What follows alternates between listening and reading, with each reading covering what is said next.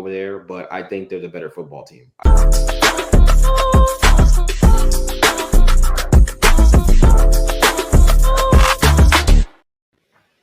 What's up? What's up? We are back for another episode of the Bench Mob Ent podcast, the best sports podcast in New Jersey. Do us a favor before we get into the episode. Subscribe, like, share. We're trying to be here for a good time and a long time. I'm your host, Tone, aka Mr. Still Not Worried. Fellas, how y'all doing? Doing good. Ready for these conference championship games. Yo, you make me so. Achoo! Achoo! That's disgusting. For those that are not watching on YouTube, Miles had a fake sneeze showing his Philadelphia Eagles hoodie he has on right now. So that's what that was. If you are not watching, definitely go check it out. For those that come to the show, you know you love the stats, you love the analytics, you love the nerdy part of sports. Sorry, I wasn't able to get to my notes today. I got 202. It was a long, extremely busy day. Errands afterwards. And instead of trying to figure out notes, I took a shower because I was stinky. I smelled crazy. And I'd rather not do the show uncomfortable, smelling crazy. I had to get rid of that stink. Before we get into it, you know some teams that had to get rid of some stink? The Jets, the Bears. They have new hires at head coach. Starting off, of course, because we got the Jets, we're gonna start off with them. They have hired Aaron Glenn, which is their 22nd head coach in the history of the New York Jets. What are some realistic expectations for Aaron Glenn now as the New York Jets coach? I think he has to come in there and change the culture a little bit. What it was with Salah and the year and a half of Aaron Rodgers, it's hasn't really been pretty. So he's got to figure that out and see what do I have to do to change the mindset on this team. Like have everybody play for the team on the front. Like he's a guy who played for us over 30 years ago, and he's seen what it takes to go from very bad to very good team.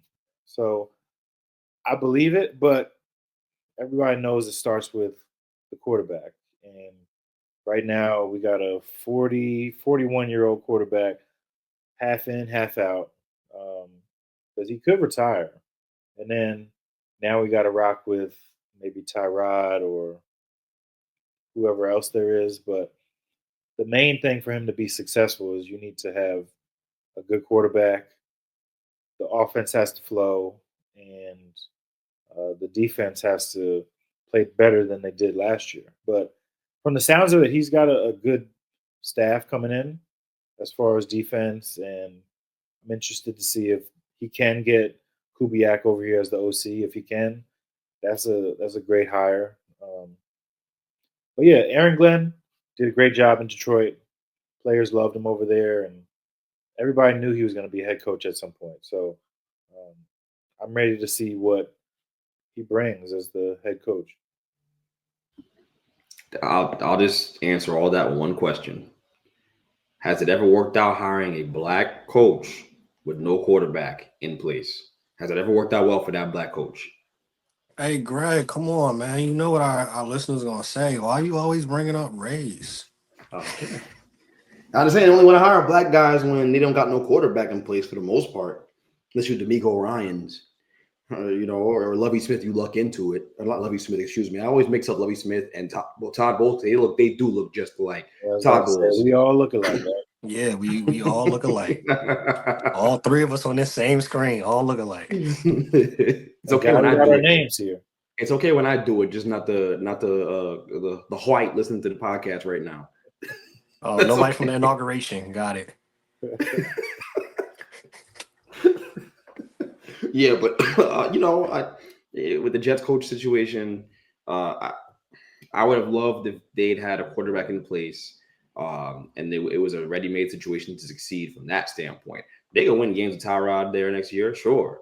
But when they get the young quarterback, are they going to keep Aaron Glenn there to develop him, or are they going to get impatient? You know what I'm saying? And or is Woody Johnson going to be looking at Madden ratings, and or confiding in his 10-year-old son for advice on personnel decisions?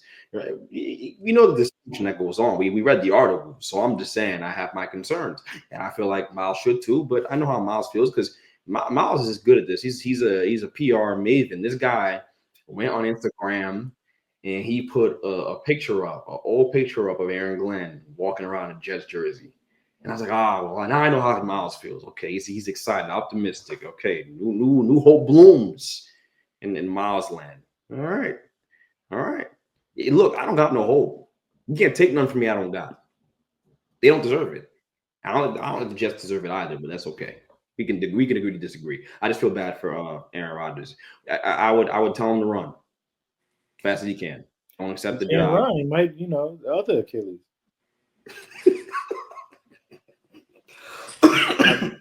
Another Detroit Lion coach that has left. Now, we will talk about Detroit Lions later, especially in the conversation of figuring out where do they go from here as a team. So we'll touch on that for sure. We're going to definitely talk about them, the Baltimore Ravens. Yes, we're going to get on them, but there was some hires, so we're going to touch on that.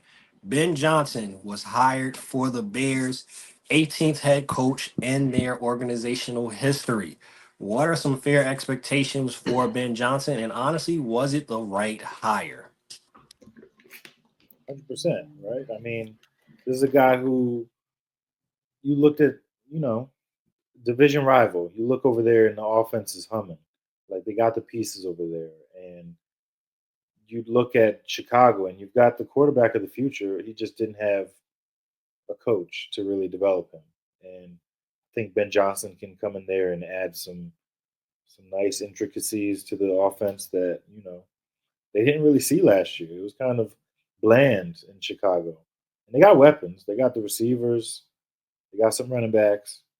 They just got to fix some things up. And I know Ben Johnson's not a very well-liked man in Detroit right now. And he's parading around, bear down 2 days after getting beat down in Detroit. So it's going to be a fun season next year because this is probably the best division in football after this season. So once you add Ben Johnson and whoever he brings in to the coaching staff, it's going to be some rivalries that are brewing. So I like the hire. I think couldn't really go wrong with Ben Johnson and Caleb. At least he knows it's the real Ben Johnson this time.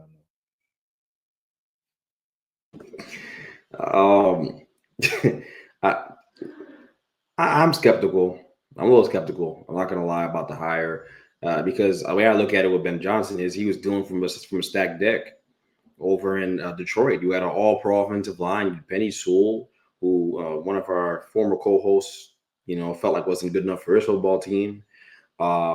And so you had Penny Sewell there. You had, the Ragnow. You had all these great offensive linemen that make Jared Goff's life look. They made Jared Goff look like an all-pro quarterback with that line. With that line, you can run hook and ladder stuff because you've got great receivers that can block down the field. I'm just saying, like, he was a huge part of their success. Absolutely, you got to call the play, but he had the horses to go execute the plays, and I just don't know that in Chicago that's going to be the situation. I think they have to draft really well, right? They kept Ryan Poles. How often does it work out where they have a GM that gets to cycle through coaches over and over again and keep his job? At some point, you're going to blame the GM if things don't work out. He won't get a third chance at this, I should say, or whatever, right? So I just have my questions about the Bears, and also just his history says that things aren't going to go well. Where things can go wrong, they'll go wrong. He has to work on getting the ball out quick from Caleb Williams' hands. I think Caleb Williams will take a step forward because Ben Johnson is a good offensive coach and is a good offensive mind in the NFL. But I just worry about him managing that personnel and getting the most of that personnel for them to go where they want to go, which is to the playoffs in that division as well. So I have my concerns. I'm really gonna just err on the side of caution with this one because The Bears have got to prove to me they can get out of their own way before I'm over here, coordinating Ben Johnson as the next great coach or saying it was a great hire. I don't even want to do that. And Bears fans, you shouldn't do it either. Don't get all excited. You got to be numb to this joint. Just see if your boy Caleb will get better and learn to throw the ball on time. Yeah, I think that's the main thing that you have for next season. What do you do with Caleb Williams? Does he look better? If he looks better, you might see a situation Andy Reid, Patrick Mahomes, Ben Johnson, Caleb Williams for years to come if he figures that out, which is a huge if. Now, we just mentioned two coaches from the Detroit Lions coaching staff that are no longer going to be there. We saw, and we all talked about it. We was over here praying, hoping, and wishing that it didn't happen to Lamar, but Lamar and the Ravens lost again. Between the Lions, between the Ravens, who had a bigger missed opportunity, Lions or the Ravens? Lions. I'd have to say the Lions just because there was a lot of expectations coming in. 15 wins, number one seed. This team looks like the clear best team in the NFC. And all they have to do is win. They got dome privilege all the way through to the Super Bowl if they just win. And for them to just fall flat like that in that game against Washington, which I'm not taking anything away from Washington. That's a good team, really good team. And they deserve all the credit. But for the defense to give up 45 points, which was supposed to be their strong suit, one of their strong suits. I know they had a lot of injuries, but still.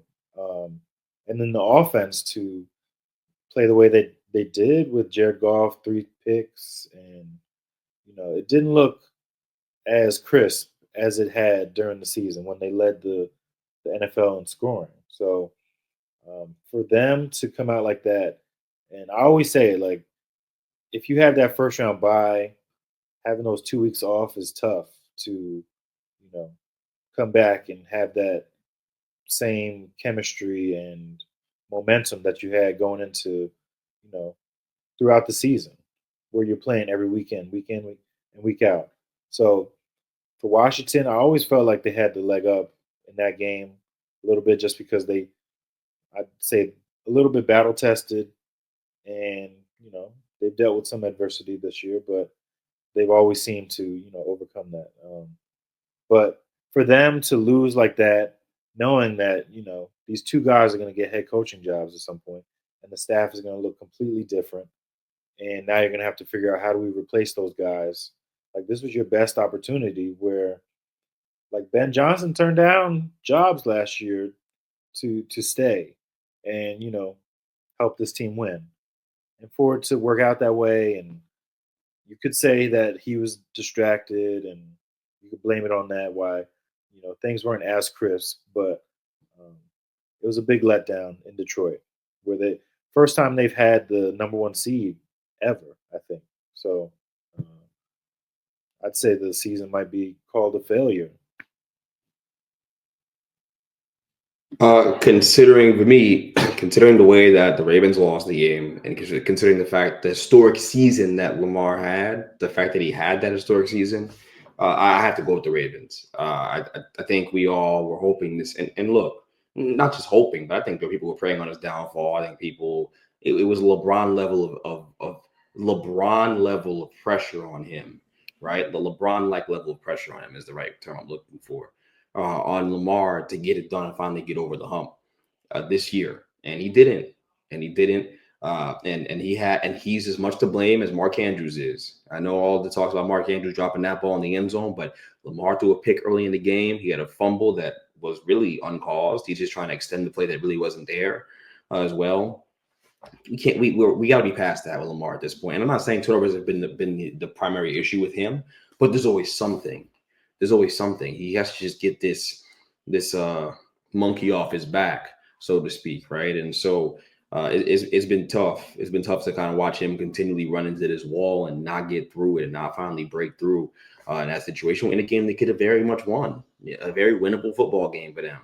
as well. So I think for them, you got to look at it that way because they beat themselves in that game. It wasn't like the Bills went out there and took care of them, and it was, you know what I mean? Like the Bills went and took that football game. Sure, they did. I mean, they forced the turnovers, but they weren't even. If you really watch the game, Lamar just gifted them 2 extra possessions, and that really did them in. That's what happened. And at the end, you just ran out of time, and you had a chance to tie the game going overtime, which you were not guaranteed to win anyways. By the way, everyone seems to think the Ravens would have won the game if Mark Andrews catches that pass. I'm not so sure about that. But on the other side of it, Josh Allen just barely threw the football and played a clean game and didn't turn it over, and they win. Like, you know what I mean? Like less is more. Less is more. And with Lamar, and when he goes into the Superman act, it's tough. And I hear about Todd Monken and how everyone wants to give him a job. I'm like, why? He's the idiot who didn't call more run plays for Derrick Henry and stick with the run early in the game when that's what works for them. When he runs the ball over 20 plus times, they win games more often than not. That's the guy you want to give the ball to, and then play action off of that and take more off of Lamar's plate and let him cook in certain situations, right? Protect him from himself, from going into that Superman mode. And they didn't do that. So they lost the game. And so I think when you look at it that way and look at all those different elements, I gotta say it's the Ravens, because that's incredibly disappointing. They fixed their defense late in the season. They had everything humming, and to not get out of to not win that first game of the postseason for them, was that what it was? Their first game, I believe so. Second game, they play in the first round. They played something. Okay, they beat someone in the first round. Okay, they won a playoff game. The Steelers. That's right. No, that don't count. That don't count. That's why I forgot. You see, because they don't matter. That don't matter. And he ain't beat a quarterback. But to not get past this team and get to at least to the AFC Championship with those level of expectations, seriously, it's really an embarrassing situation there. That's a shame. That's a shame. So yeah, I do have one stat that I was able to jot down regarding that game. Hearing this stat, do you think that it factored in to the loss that the Ravens had?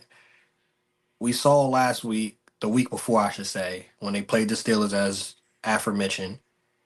Lamar, it was a couple drives where Lamar had like 6 design runs, just killing the Steelers. Couldn't do nothing with them.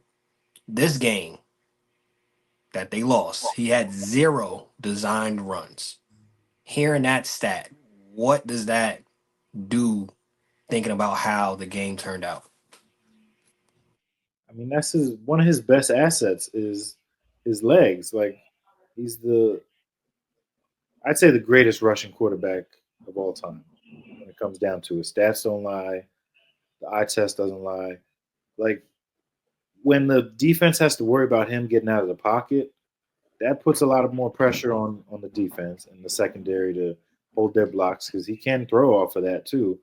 For them not to even call a single designed run for him, that's probably more stupid than Derrick Henry getting 16 carries. Because sure, he could have gotten the ball more, but Lamar is Lamar is Lamar. Like he can take over a game single handedly, and I feel like if you let him do it, he can. But a lot of other factors, factored into why they lost. The turnovers, yeah. But I felt like that was a dumb Todd Monken, like you said.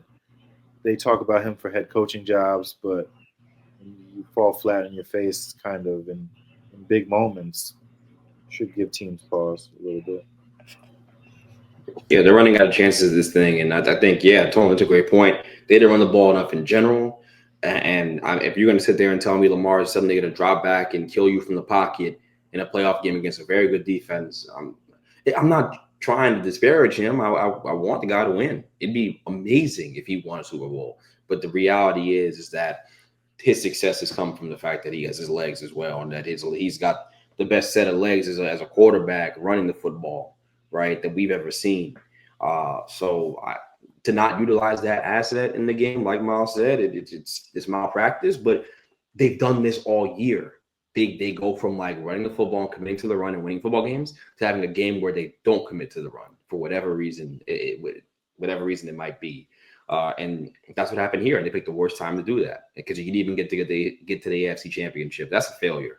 And again, it gets harder and harder to keep this thing together and keep all these all pros in the same team. So good luck to them.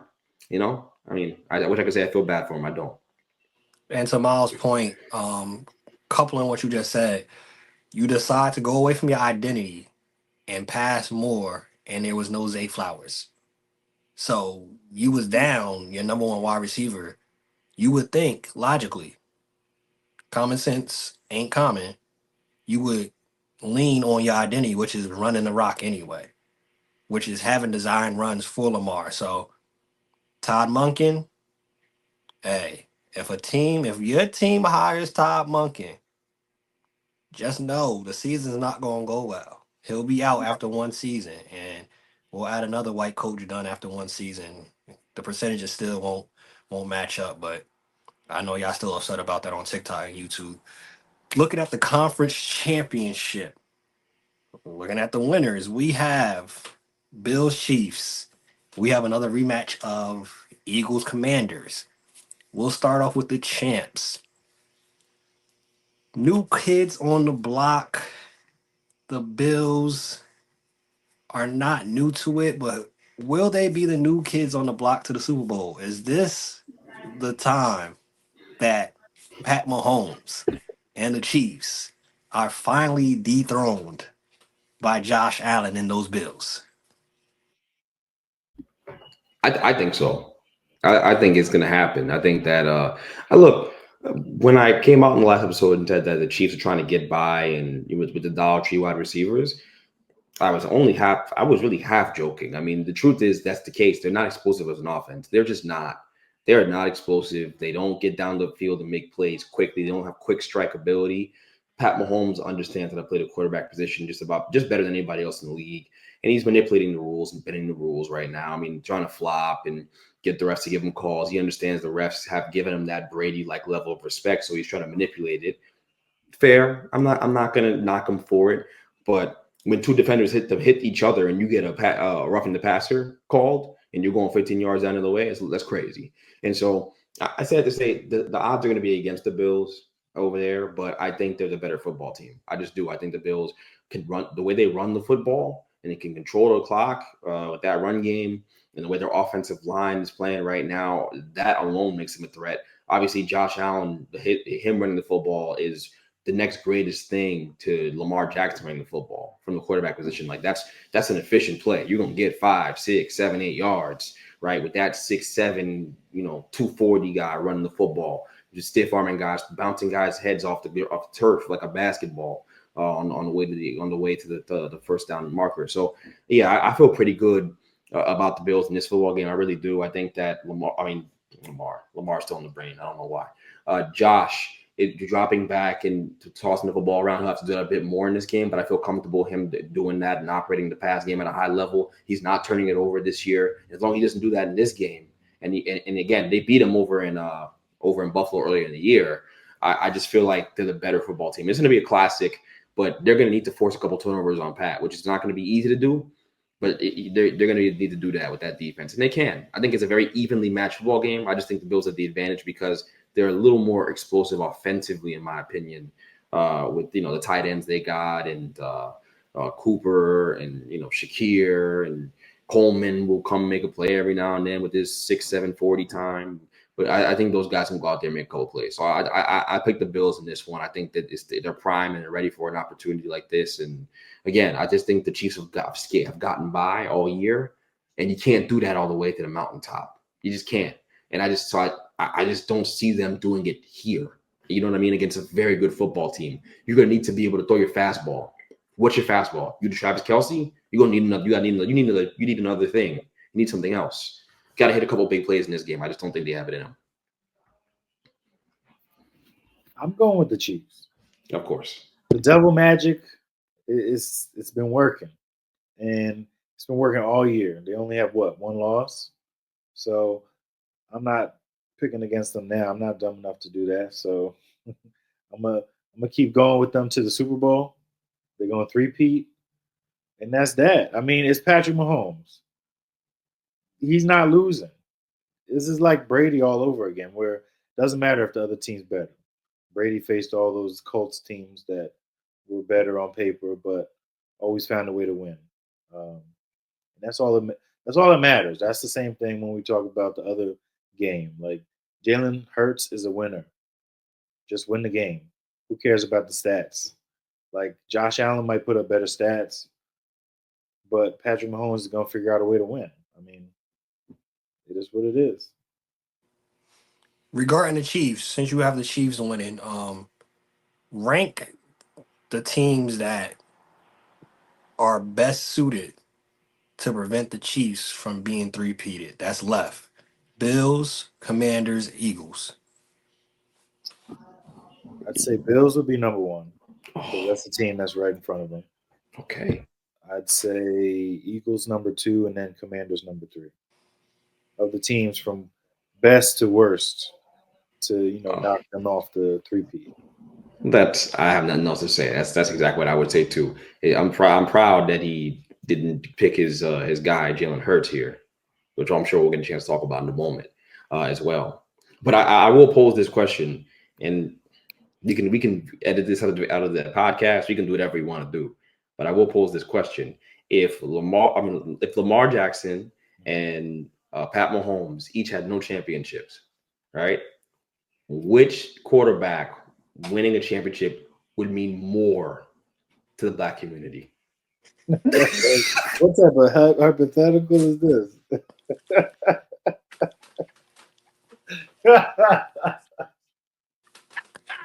I mean, I guess I'd say Lamar. Why?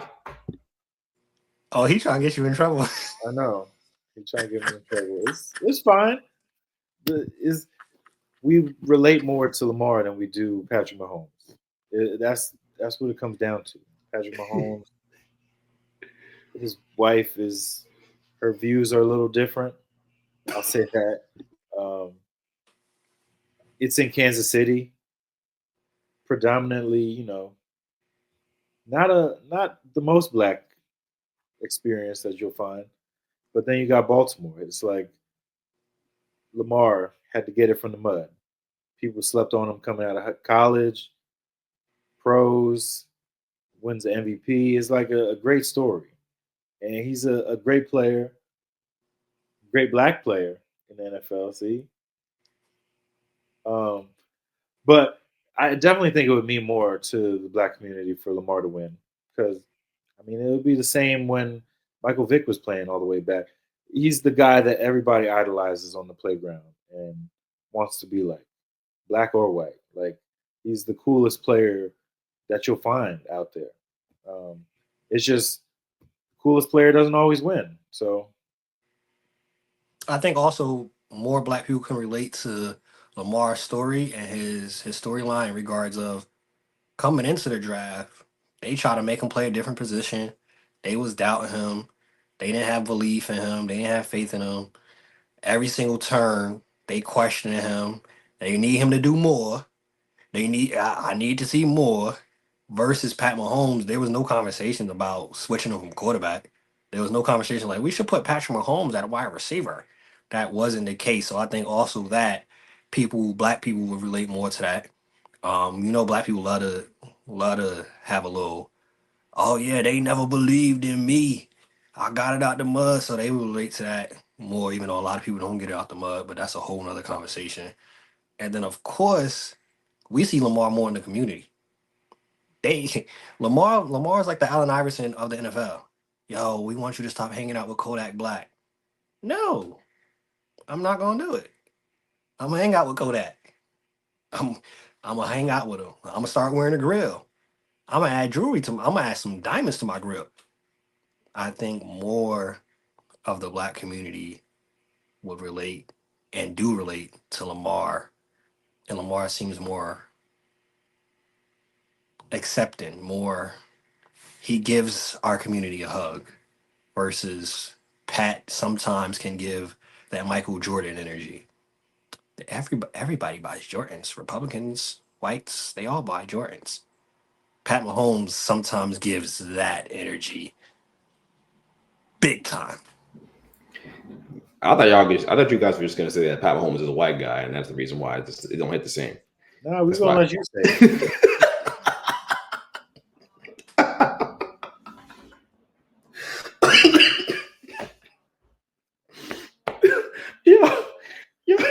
quarterback that there is another black quarterback that a lot of people relate with. We got Jayden Daniels on the Commanders. On Eagles, there's a lot of black people rock with Jalen Hurts, and a lot of black women and white women and women of all cultures rock with some Jalen Hurts. And this matchup of two handsome quarterbacks of the black persuasion, who do you who do you have in this NFC East matchup for the third time playing this season? I think the Eagles should be afraid of this matchup just because they're not exactly playing the best. Like Saquon he's humming right now. He'll walk into Sunday's game and put up 150 like it's nothing. But this is not Navy. So they have a quarterback that needs to be able to make throws, and AJ Brown's he's reading a lot, and I don't know if we're gonna read into that, but we could. The tea leaves are there. Like, he's not happy with how things are going. He wants to be more involved. 2 catches, 14 yards from a guy you're paying $20 million a year. It's not really working. And you look on the other side, it's all sunshine and gravy over there because Jayden Daniels, a rookie, comes in there and he's playing like the best quarterback in the playoffs right now. I'd say of the quarterbacks remaining, he's played the best. So it's going to be tough. It's going to be rowdy. At least they're at home.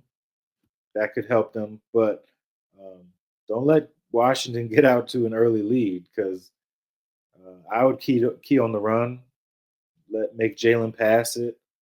And if he figures out a way to, take some of that magic from 2 years ago and bring it into this year, cool. But we haven't seen that player in a good while. So it's going to be a tough one. I'm still going to say that the Eagles will find a way to win because they always find a way to win. Jalen somehow finds a way to win regardless. And I'm sticking to it. Jalen has not been finding ways to win.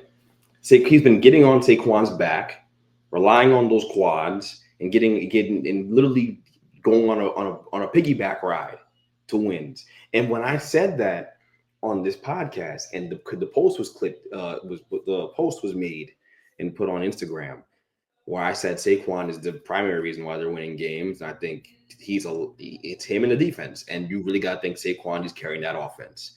Yo, the responses were crazy. It was like I was wrong. I'm like, what are you guys talking about? They literally just give the ball to Saquon when in doubt, whether it's in the pass game or just giving him handing it off to him and letting him cook, letting him get downhill in the run game. Behind that, those all pros on the offensive line. That's what's been happening. But it isn't because Jalen Hurts is cooking or playing good football. It has been a roller coaster ride all year and more downs than ups. He has not played well. It's been a down year for him. And so, like I said with the Chiefs, I'm going to say the same thing again. This is going to catch up to them. You're not going to keep beating football teams, good football teams, the teams that are humming. Like the Commanders are humming right now. You're not going to beat them with a subpar pass game. You're not going to do it. You're going to need to put up points because I think the Commanders are the way they're humming right now and the way they're putting up points and the way Jayden Daniels is seeing the field. He's just going to take what you give him. He's going to pepper you until you give him the big play. And he's going to hit the big play. He's not going to miss it because his deep ball is the best deep ball in the league right now. Right? So I just don't see – look, it feels like the Commanders are a team of destiny. That's what it feels like, the way they're playing. And that's driven by the fact that they have a top 3 quarterback in football right now, and Jayden Daniels, a top 3 quarterback. And this is why I didn't come out here and jump off the ledge and pick Detroit last week. I don't know if I picked Detroit or not if it's on film. We don't know. Tony, you could tell me. You picked the Commanders. Told you. So I just feel like I'm picking the Commanders again because I feel like the way Jayden Daniels is playing football right now, and at the elite level of quarterback he's playing, You got to pick the better quarterback in these matchups. I know the Eagles are better at damn near every other position. I get that. That's probably a fair thing to say. But at the end of the day, the Commanders are playing better defensive football right now, too. They're hanging on. And I just don't think if this thing turned into a shootout and it's going back and forth, I'm going with Jayden because Jalen Hurts ain't keeping up. He is not playing good football right now. He's also banged up. He got crunched like a pretzel last week. He got up, he popped a perk. And after the game, he wasn't giving his usual sermon. He was over here talking about some other stuff after the game. So we don't know how he's going to be going into this game. And we certainly know his legs are not going to be as big of a factor in this football game. That's a big deal considering the arm ain't been working all year long. So for me, if I'm looking at this thing, I think the Commanders are the team of destiny. I think that Jayden Daniels has been phenomenal.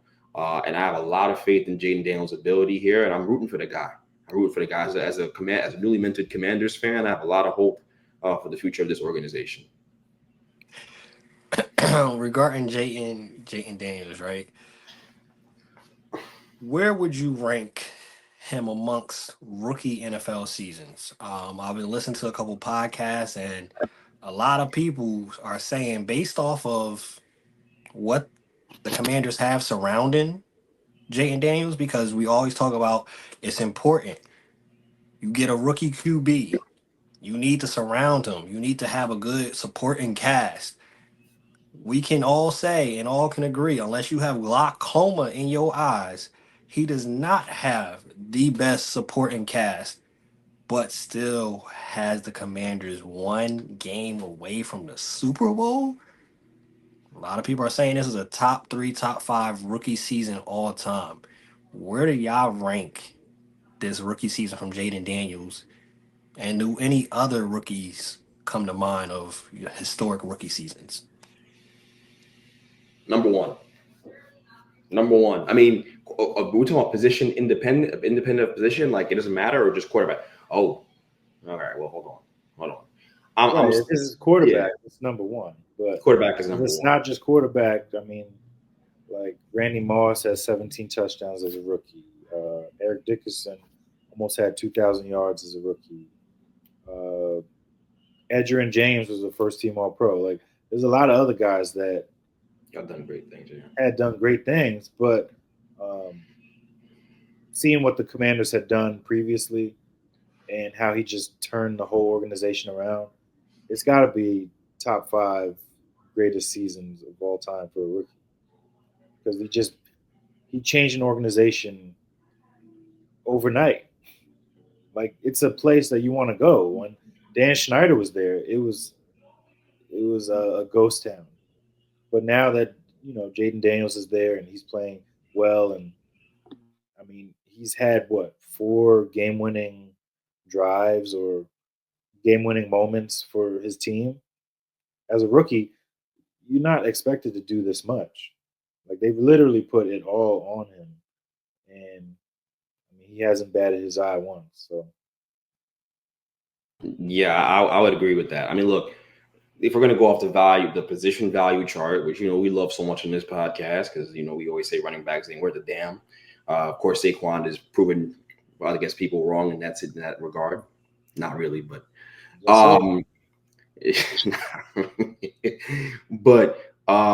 yeah, I think with the value of the position and everything he's done, to Miles's point, I would say the same. I think that his rookie season holds a little more weight because he completely flipped the franchise over. It wasn't Dan Quinn coming over. I'll tell you that right now. It wasn't Adam Peters coming over. He made the pick. But the Commanders tanked. They tanked their way to that pick, and they picked the best quarterback in the class. And that you get rewarded for that in this league. So I got to give them a lot of credit for the fact that they were able to go with Jayden Daniels and get him, and the fact that they were 2-15 or whatever they were the year before, and the defense, the roster hadn't changed that much from that year, last year, to this year. It hasn't changed that much, but he went out there and he's made these guys look way better. He's elevated the football team, and that's what a great quarterback does. And they have a legitimate chance to get to the Super Bowl in year 1 of that kid's tenure, which is unreal as a rookie quarterback. And he's the reason why. It's not like there's you know what I'm saying? It's not like there's another great player on the roster that you can, share the accolade with or share the credit with. This guy, Jayden Daniels, has been the driving force, the singular driving force, and to rally a city around you like that, and rally a state around you like the whole DMV, 3 states, because all them dudes down there rooting for the Commanders. It's an incredible accomplishment. So yeah, I'm gonna go with him as the greatest rookie season I've ever seen, especially if he can seal the deal against the Eagles this weekend, which would make him a legend in my eyes already, beating that team. Not because they're that great, but just because I hate the Eagles. What's the chances you think they beat the Eagles, whether they see the Chiefs or Bills? What's the chances that you think they'll close the deal though and win the Super Bowl? If they play the Chiefs, I think they could. I think they could get the job done, which is not going to be a popular take. I do.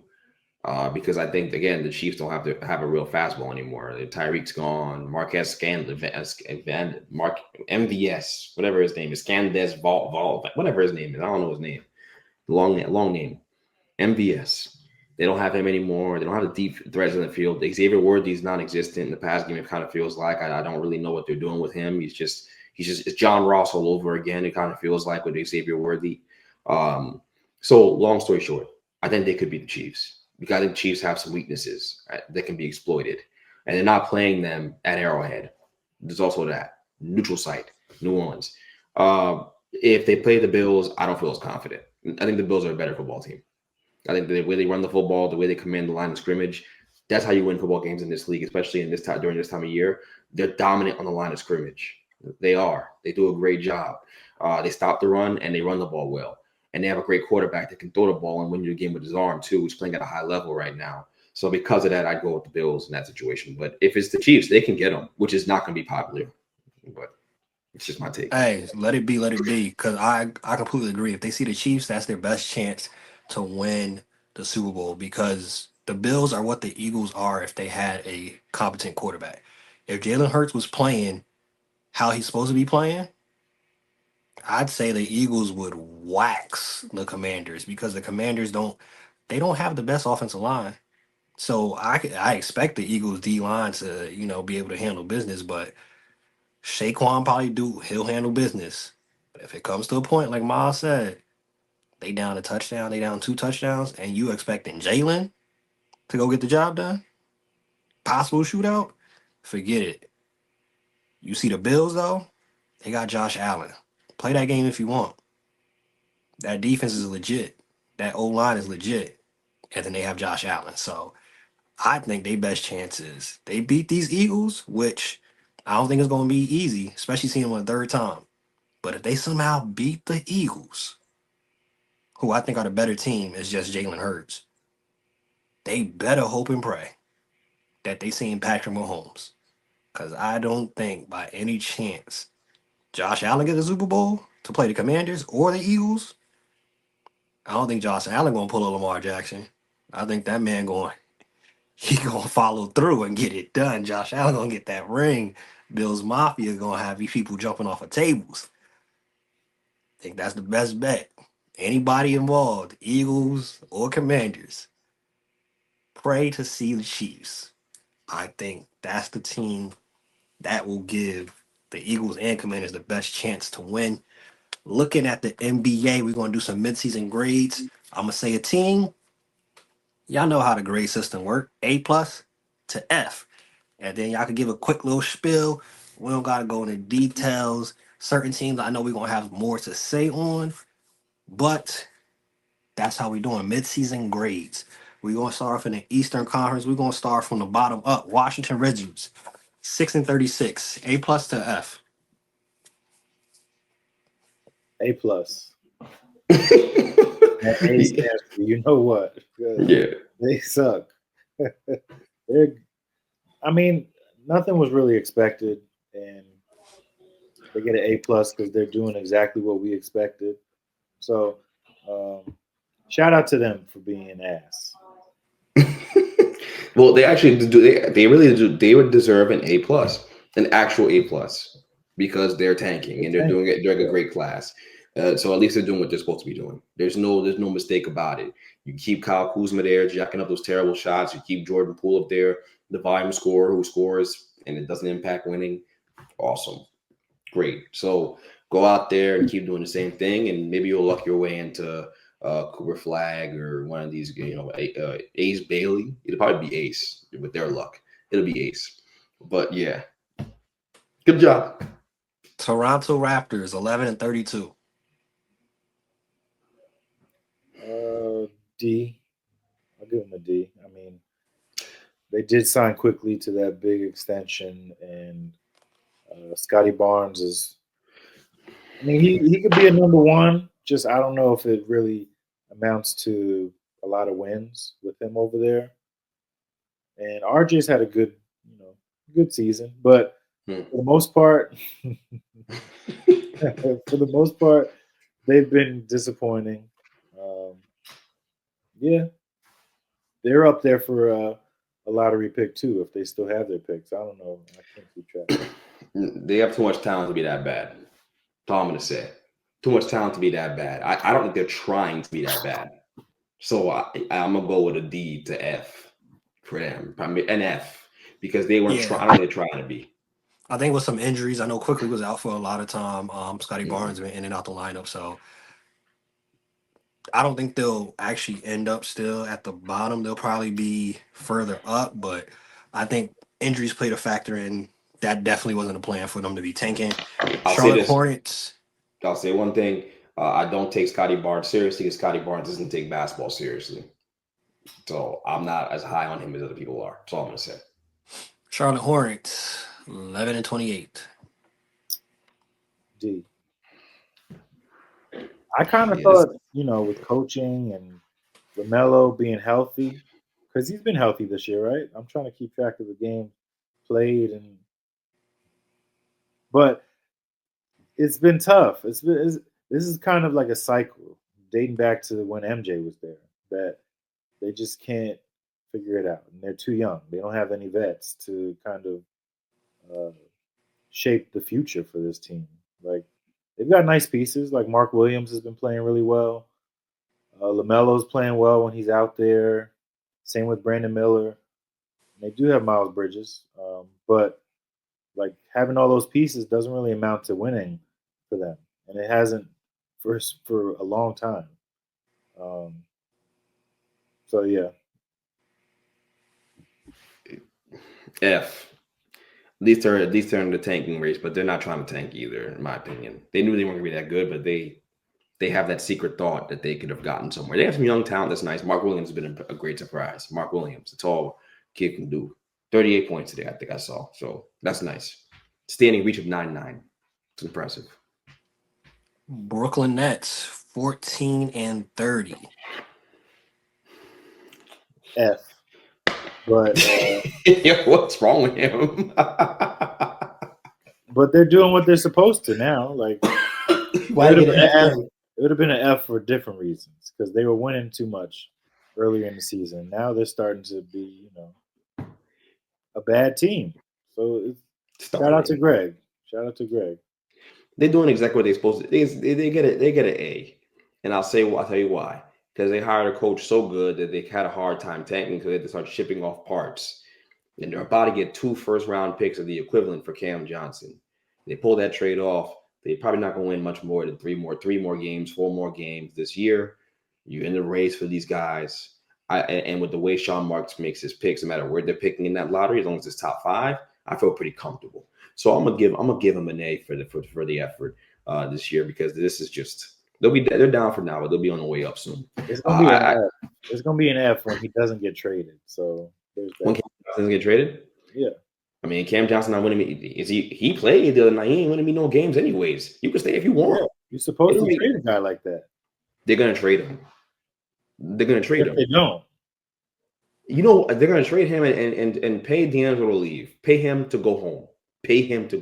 I'm tired of him talking about, I'll never take playing free basketball for granted again. Shut up. You're such a loser. So because you had expectations of playing defense. They wanted to play some defense in LA. That was too much for you. It's Bron's fault. Don't do that. And then at the start of the year, he said in the press conference, I'm gonna be Derek White this year. Man, shut up, man. Take your leanings and go home. This guy pissed me off. What's he talking about? I want to play To team your point, basketball. over the Loser. last 10, the Nets are 1-9. So it seems like they understand it now. But I have heard some podcasts that actually some of the Nets brass kind of isn't too big on this draft, actually. If they're not getting Cooper Flag or Dylan Harper, they cool off of it. They will draft wherever they draft. And then next year, because they're loading up on picks, they'll try next year to probably get a better pick or actually use these picks, For a guy. get a trade. So if they're not in that position to get Cooper Flag or Dylan Harper, the Nets still do what they want to do. They still in the driver's seat to figure out this for the Nets and be back in pole position to actually be a good team. So by all accounts, the Nets, we may think they waited too late, but Sean Marks and them from all sources are saying they are exactly where they want to be. 76ers, 15 and 27. F. Yeah, if there was something worse than that, Give him they that. get that.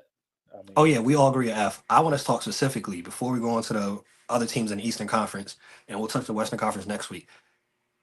Paul George specifically. I sent y'all this picture off of NBA reference or basketball reference, whatever it's called. Tobias Harris stats as a 76er and Paul George's stats as 76er are pretty much identical. What is your takeaway from Paul George this season, who's probably put out more podcasts than points? straight failure. It's been a failure this year. They paid him a boatload of money too. So shout out to Philly for being Philly. They do dumb stuff over there. 17 points a game. You put that side by side stat with him and Tobias, and I think Tobias's stats were better. That was the funny thing about it. Like um, Paul George, there's been so many expectations put on this guy for years, dating back to when he was going toe to toe with Miami LeBron. But I feel like each year that goes by, he just keeps falling shorter and shorter, living up to the potential that he has. And I don't know, kind of thought this would be the guy to put them over the top, help them reach those, pinnacles that they haven't been able to reach with Joel Embiid, who's probably watching some Netflix right now. He's not a serious basketball player either. So um, it's a disappointing first season. Not to say it can't get any better from here when they get some guys back healthy and there's a little more chemistry, but um, watching him, like the tape doesn't lie. Like it's not good. It doesn't look good. And like you said, he does a lot of podcasts. He talks a lot in the media and doesn't really back any of it up. So um, yeah, maybe I would if I was him, I would shut the pod down for a little bit. It couldn't hurt. I mean, unless you're not really trying to win, then keep doing your thing. But Hey, Greg, can you speak to this though, real quick, concerning Paul George? We've seen a lot of players coming in over the last like 5 years.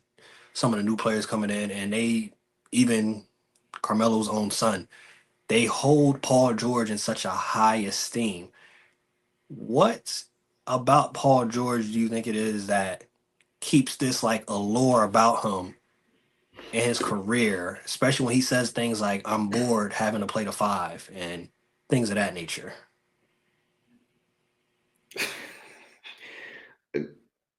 I I would not want to be idolized by this generation of kids. That probably means I'm not doing something right. I'm just being honest. I'm just being real with you, man. I mean, when you watch Paul George, it's a lot of flash. Obviously, it's pretty. It's very pretty, but the substance ain't really there because it doesn't translate to wins. I've said this before, and I'll say the specific thing that's wrong with Paul George's game is his shot profile. There are too many tough twos that he takes. It's too many of them. They're difficult shots. And you're starting to see this year, he's just not making them at the same clip. That's why he's struggling. It's just that. Now he's been hurt, so he doesn't have the explosion going to the rim. But like over the years, his attempts at the rim have declined year by year by year, and it happened right after the injury and during Team USA during that exhibition game where he broke his leg, and it's just gone down and down and down. He's not getting to the rim and getting free throws. It's harder to impact the game taking tough twos. You can do it because you're a gifted offensive player while you're in your prime, but now you're starting to fall out of your prime because the injuries are catching up with you. And so here we are. He was never going to age well with the way that he plays. Tough twos are tough. You have to be able to elevate over defense to make tough twos. That's not easy. Where he'd be shifty and shake guys out of their shoes and have great lateral quickness, that stuff starts to dissipate with time. You know what doesn't? A great post game, brute strength, being able to get to the rim, craftiness around the rim, not being scared of contact, knowing how to take contact, understanding how to fall when you fall, understanding how to protect yourself, playing off 2 feet, which he does a good job. He's a skilled player. I don't want to talk about Paul George like he's not, but he just doesn't get to the rim enough. His shot profile is a problem. He's kind of like Ace Bailey. Ace Bailey is the way he is because of Paul George. It's the reason why. And KD. But KD is such a great player and he's 7 feet tall that it don't matter that he doesn't get to the rim enough until we get to the playoffs. That's when it bites him. He's that great. It's a different level of greatness with KD versus Paul George. Paul George is not that efficient shooting mid-range jump shots. KD's mid-range jump shots like a layup for him because he's that tall and he elevates over everybody else. Paul George's is not. There are guys with that physical profile that can contest that shot, and he has to do a lot more work, a lot more at all this to get a lot more crossovers and this and yada yada yada in and outs to get to that shot, to get a clean look, and that dissipates with time. That's one of those first things that go. Lateral quickness and explosion. It leaves you. And he's not like a Steph Curry level shooter. You know what I'm saying? So, and he's a great shooter, but there's varying levels of great. In the NBA, there's varying levels, as we all know, there's varying levels of great. So I went on, I nerded out, but that's good. Just I do that sometimes for people. Moral of the story is, if this generation of kids tells you you're great and you're the GOAT, let's talk about LeBron James, you ain't talking about the right person. Chicago Bulls, 19-25. It's not going as planned for them this year. They didn't want to be good, but they brought back Alonzo. You forgot. They act like Alonzo was an amputee. Now he's playing at a high level, man, and he's a great player. They acted as if he was going to come back and make them a winner. That guy makes every team he plays on a winning organization because he makes all the right plays. I told them, I said, Lonzo Ball going to be better for y'all than Josh Giddey. I said it for the season, and people got mad. So here we are. My man Lonzo playing at a high level. So until they trade him, they can get on the tanking track, but it's too late. And also Zach LaVine, the year you want to tank, comes out and makes 45% of his threes. Just your luck. You should have been traded both of them, Lonzo and Zach, if you want to lose. Because right now you're stuck in no man's land. As good as nice as it is to be competitive night to night, you're not gonna be in the picture for a top pick anyways, and you're not gonna win a playoff series with this roster. So you're kind of in hell, in basketball hell, and NBA hell. You need to make trades and start to ship off pieces to make yourself less competitive, so you can go get another guy to pair up with a Matas Buzelis kid. I'll say his name right when he does something. Also, they should have got rid of Vooch also. And something, it's very weird. I was looking at a stat too that as good as he's shooting, 45%, he's the third most made and attempted on the team. Kobe White is taking more threes than him. You got Patrick Williams coming up doing pull-up threes. Like the whole team, just get rid of it. Like it's not good basketball. They don't play the right way. Even though Lonzo has his effect, he can only do but so much to that. Like they really do not play the right brand of basketball. Number 9 seed currently at this point, I think even though they're 9th seed, we give them an F. Miami Heat 21-21. The whole Jimmy Butler saga, Pat Riley, they suspended him again. What grade would y'all give him? A D. It's trending downward just because like there's too much going on in Miami. Like I don't know how anybody could, come to work and play basketball where like the headlines are that's all you see is Jimmy got suspended. Jimmy said this. Pat Riley said that, and it's like either he's in or he's out. Like I feel like once they decide that, then this can change. Like they can start winning games. They can figure out what's next in Miami Heat trajectory.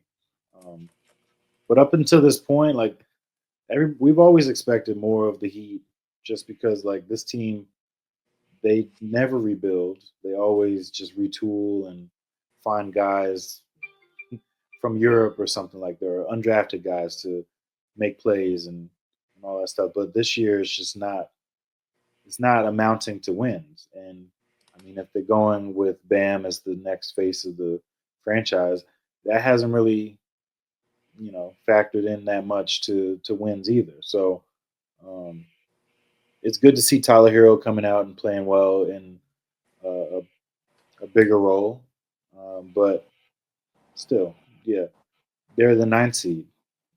The Eastern Conference isn't that tough, and I don't really see them making much moves to get higher than that. Yeah, D or F for all the reasons you stated, Miles. I mean, the regression from Bam has been disappointing.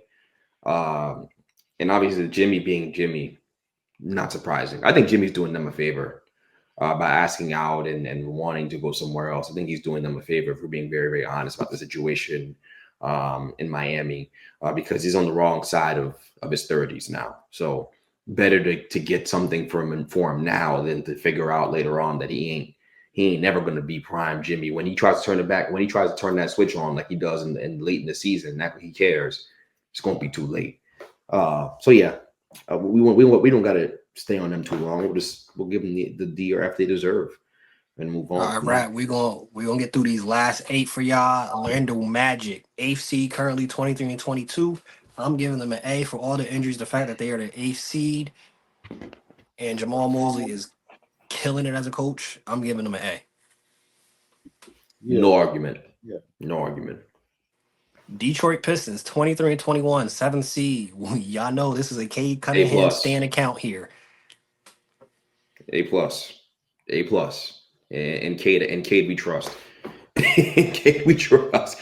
A+. The guy's amazing. MVP candidate. He had 10 turnovers 2 nights in a row. He got chill with that. But other than that, it'd be good. Hey, I was gonna say next week we probably will dive a little deeper into that conversation of Cade getting some MVP love. Number 6 seed, which they've been up and down, and they've for the last couple of years kind of been hard to figure out. The Atlanta Hawks, 22-20. What grade do you give them? I give them a B.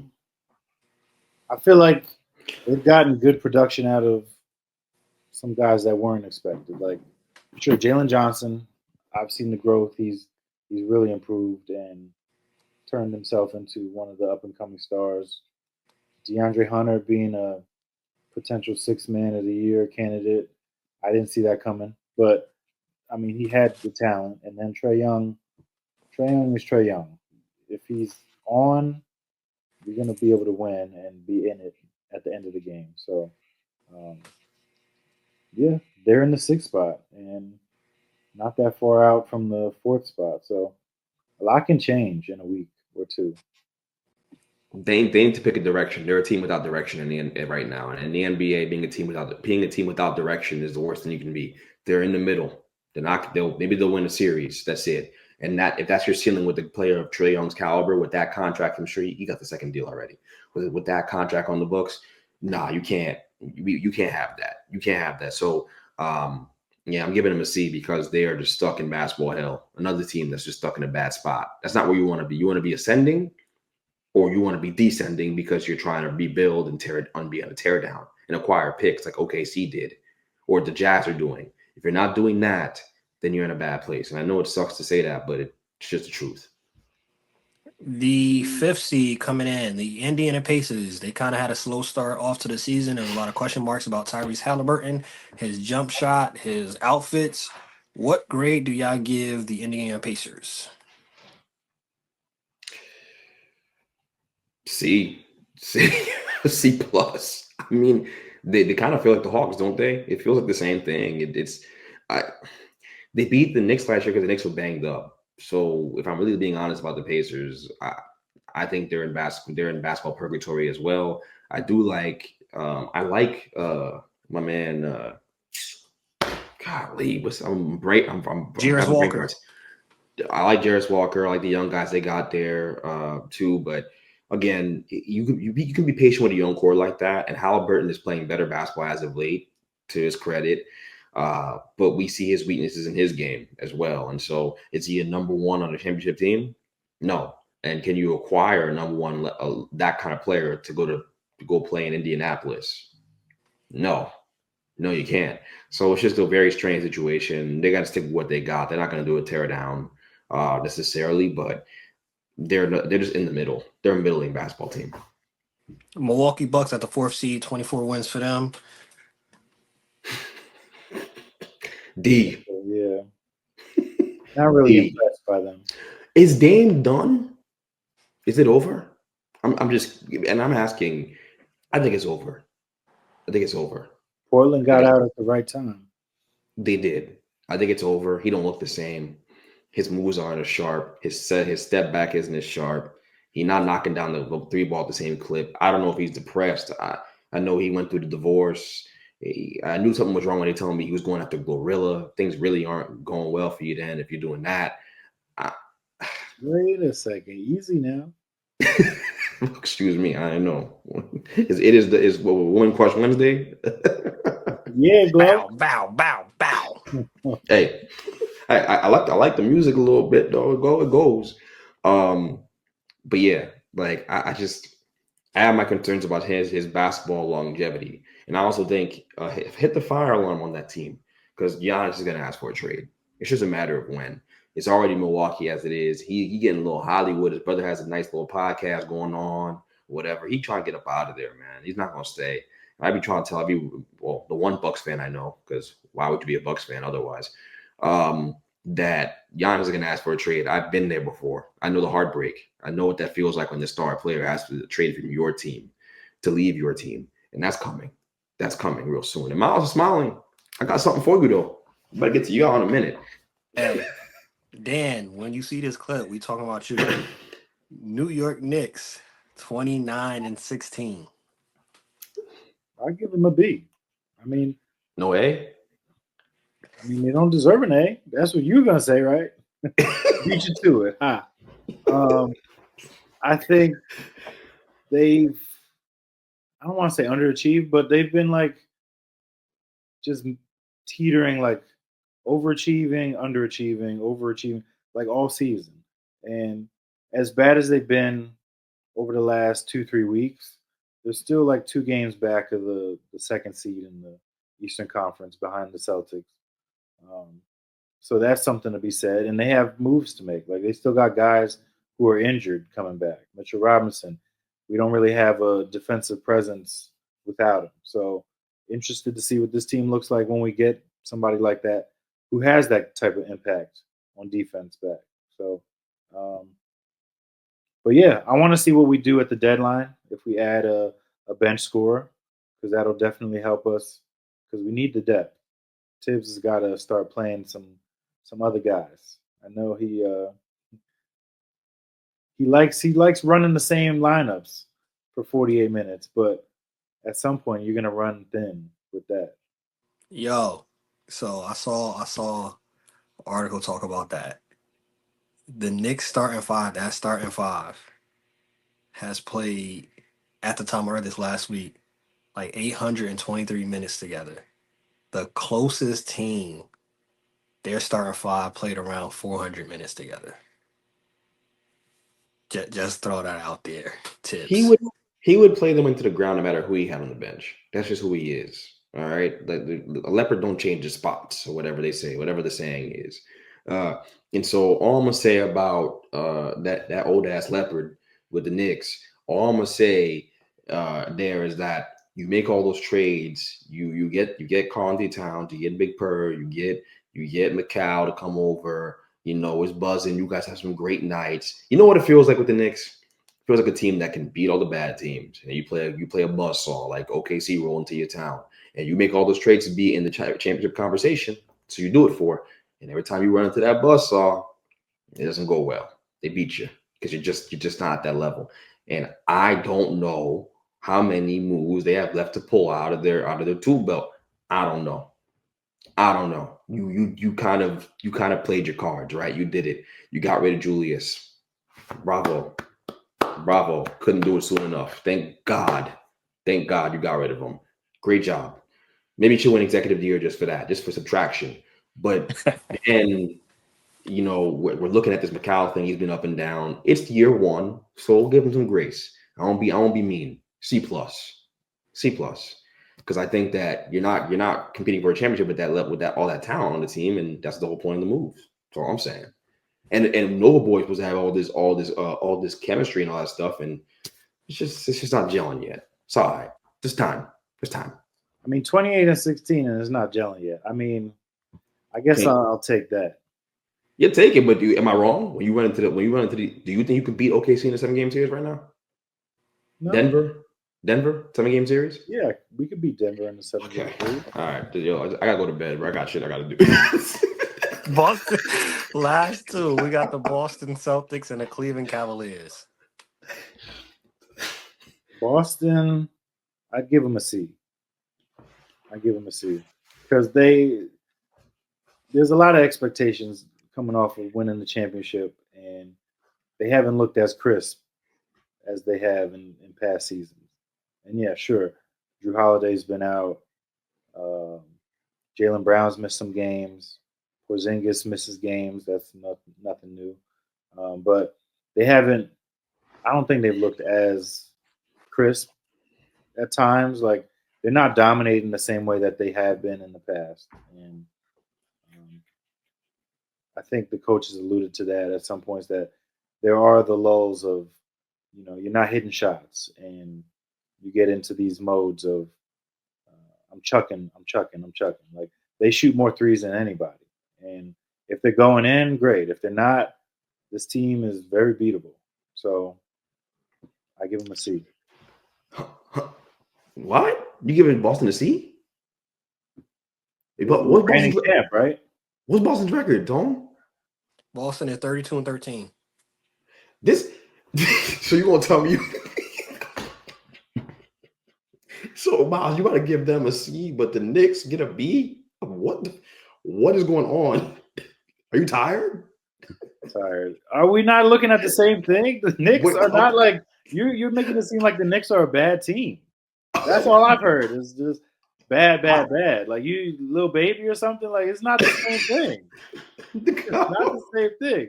Like, the Celtics have a great team, great roster. They should be competing for the championship, and they will be. They should be. They are. Yeah, they should be, and they will be. But up until this point, it's been up and down a little bit. So you're giving them what did you say, a C? I gave him a C.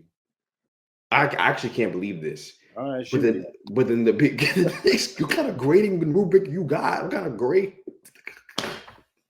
Are you grading off of like championship capabilities? It's like up until this point.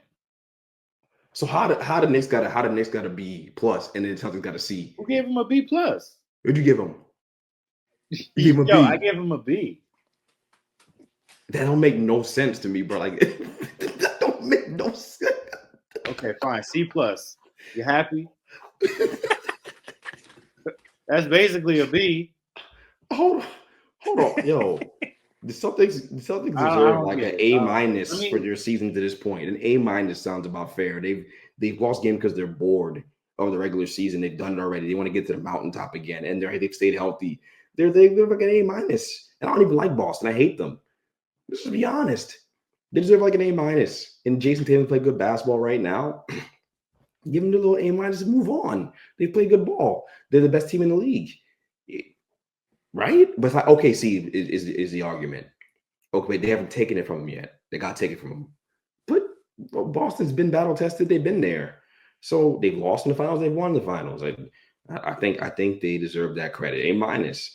Yo, Miles. What the? Hey, regarding the Celtics as of late, with Porzingis being back, you mentioned the amount of threes they put up. Yeah. He has mentioned, Coach Mazzulla has mentioned, they got to get back to putting up more threes. Since Porzingis has been back, they've gone from shooting 53 threes a game to 45. So he actually said he want to get back to shooting some more. You know, Porzingis will give you some post work. He'll give you some mid range. They're trying to get more back to their usual amount of threes. The last team, the Cleveland Cavaliers in the Eastern Conference, the number 1 seed. What grade, I should say, what grade would you give the Cleveland Cavaliers? I'm gonna give them a C because they don't really stand a chance. Is that what you would want? That's what you want, Greg? You want grading like that? Hold on. We gotta They get an A. here. They get an they get an A because year one with Kenny Atkinson, they're number 1 in the Eastern Conference. They have 6 losses. They haven't really, we want to see it in the playoffs, sure, but we're not grading them off their future playoff prospect. Yo, this thing. We're grading them off of their, up until this point. Yo, this nigga. Hold on. Yo, I gave the Knicks a C+ because every good team that walks in that building beats them. Every really good team beats them. Tell me I'm wrong. Every time I play a good team. The last couple weeks, sure, but that's not been the whole thing, the whole season. Yo, I'm not. So I'm not. But if that was my criteria, and that's why I gave you a C+, that's not me grading you off of what your future potential is. It's grading you off the fact that y'all have not gelled the way I thought you guys would at this point in the season, which is exactly the point of the exercise. So what am I doing wrong? What do you mean? I thought this thing would be humming better because the Nova boys all together and all that stuff. It ain't there yet. It ain't there yet. As things are currently constructed right now, as you guys currently look. If Orlando saw in the first round and they're healthy, they beating y'all. Okay, to each his own. But who the best player in the series? To each his own. Who the best player in the series? Jalen Brunson. Nigga, okay. Yo, end the podcast. Jalen Brunson. This nigga crazy. But he better than Paolo. Yeah, all of a sudden he went from MVP candidate to a bum over the span of a year. But yo, we talking about the Cavs, right? Unless you've given them the Cavs deserve an A+ because of what they've done to this point. No one saw this coming. Kenny Atkinson's a great coach, but you over here making it sound like I just did it because the Knicks have no chance at the championship, so I'm gonna give them a C+ out of spite. No, this guy was salivating. We were on like this. We were on the 10th team in the play-in. He was like, "Yo, I can't wait to get to the Knicks. I'm gonna tear them down." Yo, that's what you said. Tone. Okay, before we leave, Tone, what would your grade for the Knicks have been if you participated in the exercise? What would your grade have been? Don't bullshit me. Sorry, you see, I know you pressure. I probably would have gave him a C+ for that reason too. Of OKC came to town, the Celtics come to town. I do understand it's the first season, so we're gonna give them some grace in that regard. But when the big teams come to town or when they got to go there, it has not panned out well for different various reasons, but that's my only concern with the Knicks. Can you beat the OKCs of the world? Can you beat the Celtics of the world, the Cavs of the world in a 7-game series? They got the rest of the season to try to make everything gel and work and whatnot. But as of right now, I do have some concerns if the playoffs started today. Okay, but so what did I say that was different? So you just like his voice better or something? He nodded his head like I said the same thing. You didn't. What? What did I say? Yeah, you see what the hoodie says. We're gonna have some merch coming out probably in February. We'll have the merch come back out and dropping. So when it drops, make sure you got your accounts ready. Make sure you got the money ready to pay to get some Bench Mob merch. Because when you stay ready, you ain't got to get ready. Bench Mob, we out. Peace. Oh, peace, bro. That's crazy.